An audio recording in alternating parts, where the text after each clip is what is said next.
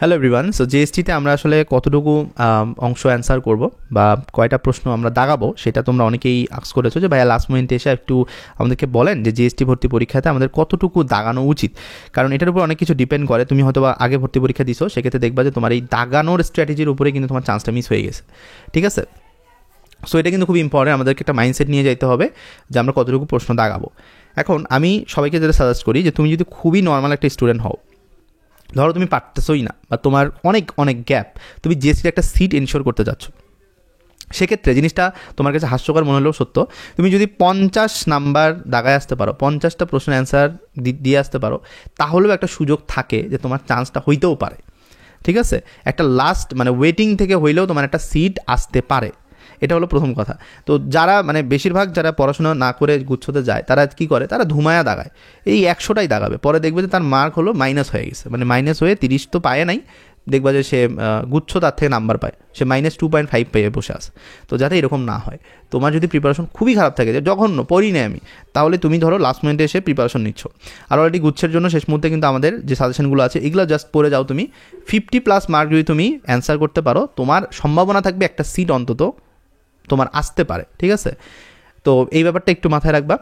আর moderate মানে যারা student, যারা মোটামুটি মানে পড়ছো, তারা কি করবা, 60টা অ্যান্সার করবা, এটা সব থেকে বেটার, যে না তোমার একটা সিট আসবে এবং এতটুকু তুমি কনফার্ম।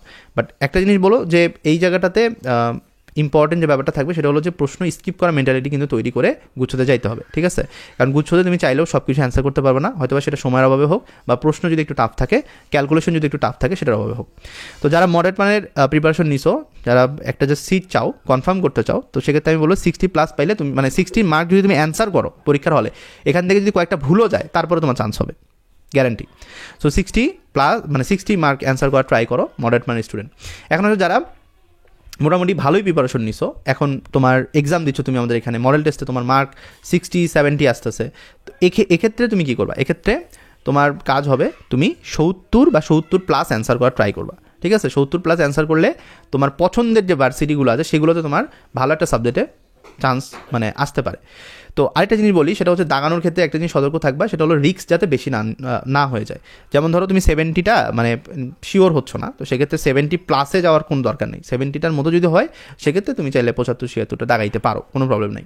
বাট আমি তোমাকে এতটুকু বলবো যে তুমি যদি এখানে নেগেটিভ খাও, তাহলে দেখবা যে অনেক সময় তোমার পছন্দের সাবজেক্ট তুমি পাবা না 2-1 নাম্বারের কারণে। তো এই জন্য আমি বলবো জিএসটির ক্ষেত্রে একটু সতর্ক থেকে দেন অ্যান্সারটা করতে হবে।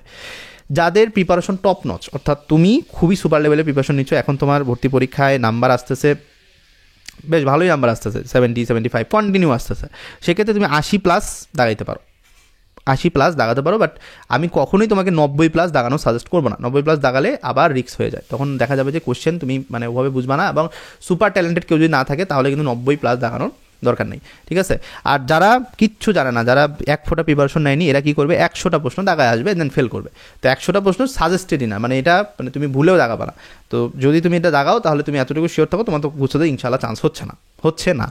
সো এই হলো ব্যাপার স্যাপার। তো আমি যদি তোমাকে বলি যে আইডিয়াল একটা স্কোর কত বা তুমি কতটুকু দাগাইতে পারো, সেক্ষেত্রে আমি তোমাকে বলবো যে তুমি 70 আশেপাশে দাগাও। 70 আশেপাশে বলতে 65, 67, 73, 72 এরকম একটা রেঞ্জের মধ্যে থাকো, তাহলে ইনশাল্লাহ তুমি একটা ভালো সিট পাবা। ঠিক আছে, ভালো সিট তোমার হবে। আর যাদের প্রিপারেশন খুবই ভালো, তারা একটু রিস্ক নিয়ে 80+ যাইতে পারো। তো এটা বেসিক্যালি তোমাদের একটা টার্গেট। প্রশ্ন যদি সহজ আসে তাহলে তুমি বেশি দাগাও, কোনো প্রবলেম নাই। প্রশ্ন যদি কঠিন আসে তাহলে তুমি কম দাগাও, বাট তোমাকে একটা আমি টার্গেট সেট করে দিলাম যে এরকম একটা মার্কে এরকম একটা রেজাল্ট হতে পারে। সো এটাই বলার ছিল। তো যারা শেষ মুহূর্তে এসে মডেল টেস্ট এখনও পর্যন্ত দাও নাই, তারা মডেল টেস্টগুলো দিতে পারো আর সাজেশনগুলো একটু পড়তে পারো আমাদের। তো এক্সাম ব্যাচে অ্যাড হইতে চাইলে তোমরা হোয়াটসঅ্যাপ নাম্বারে জাস্ট যোগাযোগ করবা, মেসেজ দিলে আমরা কিন্তু তোমাদেরকে অ্যাড করে নিব। দেখা হচ্ছে নতুন একটা ভিডিওতে, ততক্ষণ ভালো থাকো, ধন্যবাদ সবাইকে।